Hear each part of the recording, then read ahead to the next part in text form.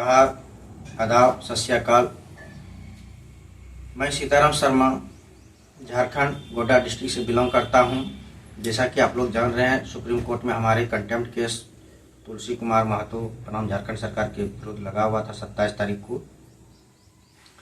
इस केस में हमारे केस की लिस्टिंग सीरियल संख्या 51 पर लगी हुई थी और सुप्रीम कोर्ट में बहस के दरमियान शुरुआती दौर से अच्छी रही, लेकिन लिस्टिंग संख्या 33 पर बहुत ज़्यादा समय लग जाने के कारण हमारी सुनवाई नहीं हो सकी। तो हमारे एडवोकेट एवं लीगल टीम मौजूद थे, तो उस लोगों ने तुरंत मेंशनिंग जज महोदय के बेंच में लगाए और जज महोदय तुरंत संज्ञान लेते हुए उन्होंने कहे कि मैं इस केस की अच्छी तरह से स्टडी कर लिया हूँ।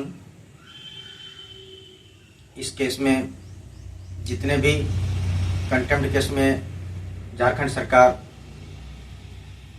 एवं सुप्रीम कोर्ट में आए हुए हैं झारखंड सरकार के विरुद्ध सहायक आचार्य के मैटर पे, उन सभी केसों में से 2 ही केस ऐसे हैं जो कंटेम्प्ट के दायरे में आते हैं, बाकी सभी केस कंटेम्प्ट के दायरे में नहीं आ रहे हैं।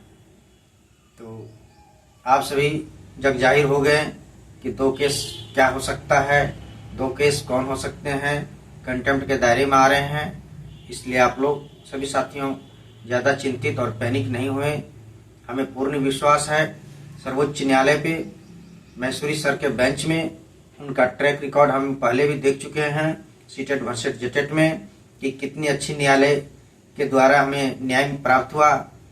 अब जिस बिंदु पर भी हम लोग कंटेम्प्ट किए हुए हैं, उस बिंदु पर भी हमें पूर्ण विश्वास है सर्वोच्च न्यायालय मैसूरी सर के बेंच पे एवं ईश्वर पे पूर्ण विश्वास है कि हमारा जजमेंट मिलेंगे और हम सभी एक दिन होंगे कामयाब के नारे के बुलंदी तक पहुंच जाएंगे।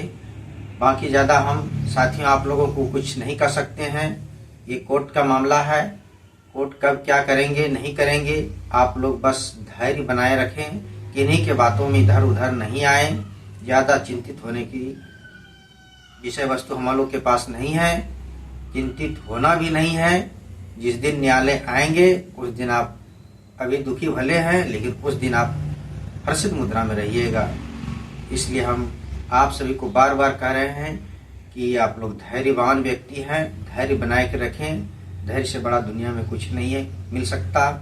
कि जो व्यक्ति धैर्यवान होते हैं वह मंजिल अपने आप प्राप्त करते हैं, चाहे ईश्वरीय शक्ति हो या जैसे भी हो, लेकिन उनको मंजिल मिलती है। बस अब इंतजार हम लोगों को 4 तारीख की है, 4 मई की है। उस दिन हमें पूर्ण विश्वास है कि हमारा जजमेंट मिलेंगे और हम सभी होंगे कामयाब के बुलंदी तक पहुंच जाएंगे।